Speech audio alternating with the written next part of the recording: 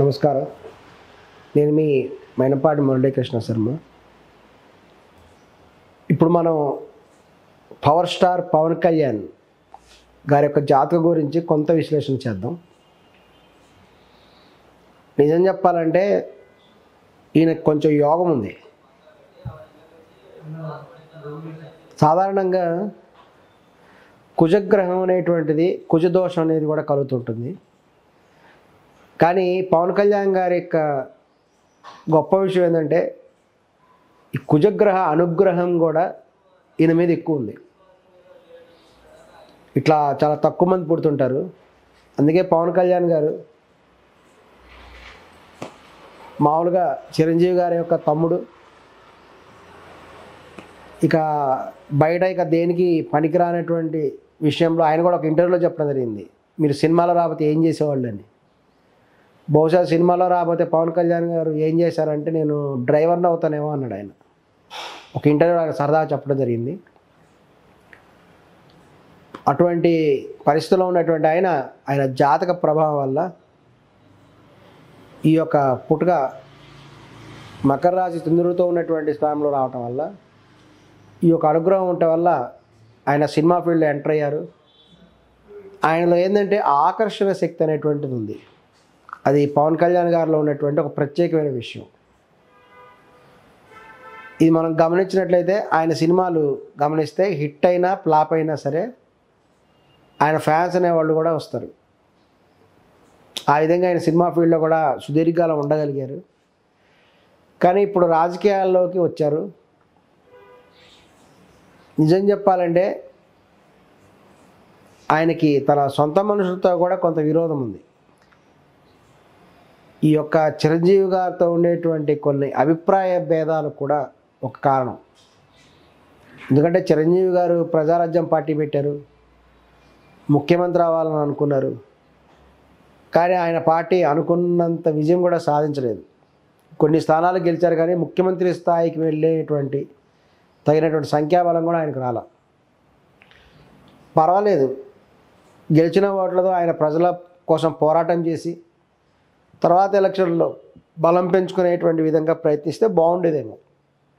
కానీ అతను అలా చేయకుండా తన యొక్క ప్రజారాజ్యం పార్టీని తీసుకెళ్ళి కాంగ్రెస్ పార్టీలో కలపడం జరిగింది. ఈ విషయం మీద చిరంజీవి గారికి పవన్ కళ్యాణ్ గారికి మధ్య తీవ్రమైనటువంటి అభిప్రాయ భేదాలు ఉన్నాయి. ఎందుకంటే పవన్ కళ్యాణ్ గారు తీవ్రంగా విభేదించారు ఈ విషయంలో. ఎందుకంటే అంతకుముందు కూడా ఈ ప్రజారాజ్యం పార్టీ తరఫున చిరంజీవి గారు అయితేనేమి, నాగబాబు గారు అయితేనేమి ఈ యొక్క పార్టీలను విమర్శించడం జరిగింది. తెలుగుదేశం పార్టీని విమర్శించారు, కొంతమంది కాంగ్రెస్ నాయకులను విమర్శించారు. ఇట్లా చేసినటువంటి వాళ్ళు కింద కేడర్ స్థాయిలో కూడా ఆ విమర్శలు ఉన్నప్పుడు వీళ్ళ పార్టీని తీసుకెళ్ళి ఎప్పుడైతే కాంగ్రెస్ పార్టీలో కలిపేశారో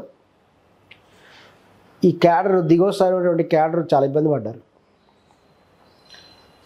చిరంజీవి గారు సేఫ్గా ఉన్నప్పటికి కూడా కొంతమంది కార్యకర్తలు కూడా చాలా ఇబ్బందులు పడటం జరిగింది. అందువల్ల కూడా పవన్ కళ్యాణ్ గారు దీన్ని తీవ్రంగా కూడా వ్యతిరేకించారు. కానీ ఆయన సందర్భంలో చిరంజీవి గారిని ఇన్ఫ్లుయెన్స్ చేయలేకపోయారు. ఆ ఉద్దేశంతో ఆయన విడిగా వచ్చేసి తన సొంతగా కూడా పార్టీ పెట్టడం జరిగింది. ఈయన తన సిద్ధాంతాలకు అనుగుణంగానే ఎటువంటి ఈ యొక్క దానికి లోను కాకుండా అధికారంలో వచ్చినా రాబోయినా పర్వాలేదు, ప్రజల కోసం పనిచేయాలనే ఉద్దేశంతో ఆయన జనసేన ఇటువంటి పార్టీ ద్వారా వాళ్ళ కార్యకర్తలు కూడా అలానే ఉంటారు. వాళ్ళందరూ కూడా అధికారంతో సంబంధం లేదు, అధికారం వచ్చినా రాకపోయినా సరే పోరాడుతూనే ఉంటారు. అదొక రకమైనటువంటి దేశభక్తి ఉన్నటువంటి వాళ్ళు. ఈయన ఎంత ప్రయత్నించినా కూడా 8% మాత్రం ఉండటం జరిగింది.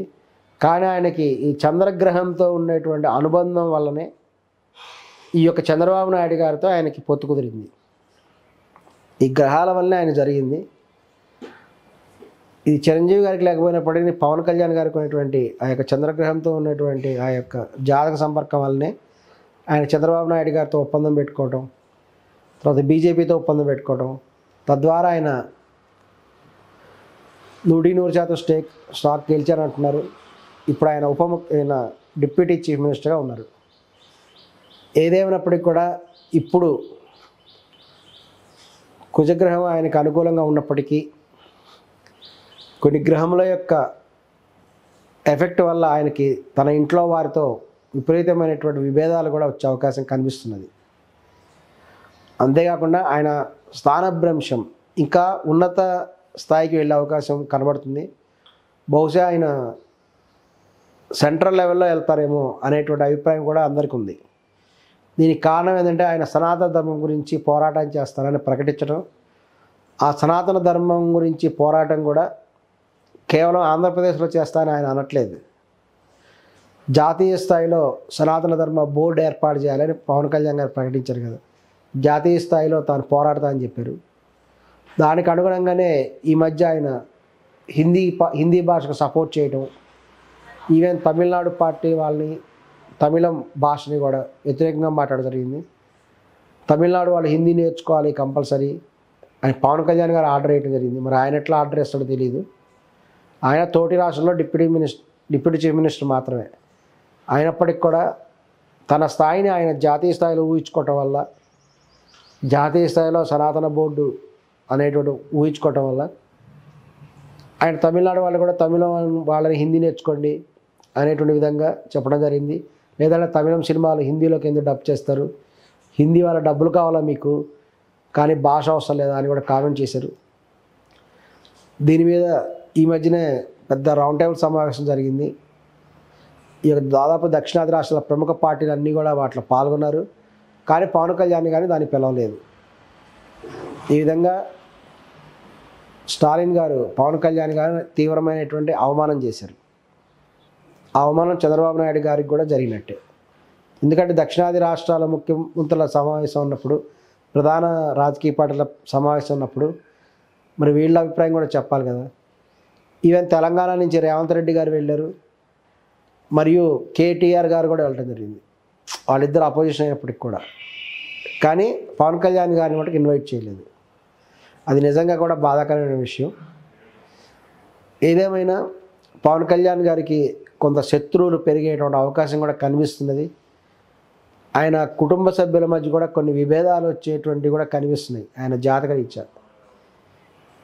అయినప్పటికీ కూడా ఆయనకి ఆశ్చర్యకరంగా ఈ కుజగ్రహ అనుగ్రహం ఉండటం వల్ల